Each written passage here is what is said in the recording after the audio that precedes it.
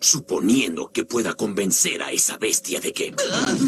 ¡Decepticons! ¿Que no se han dado cuenta de que han derribado al comandante de su nave?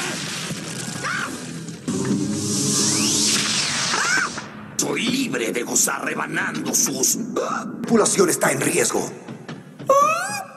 Porque presiento que se aproxima un plan de Shockwave.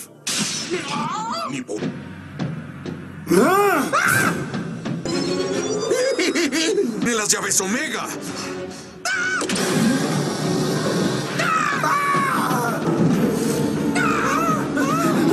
¿Tú?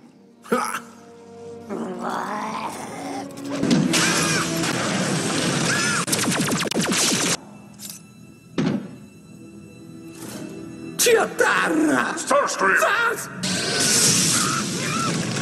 Es lógico.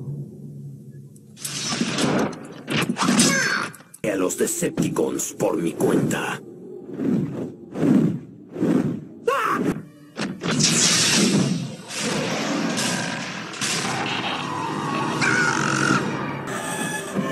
Ha sido para ajustar cuentas.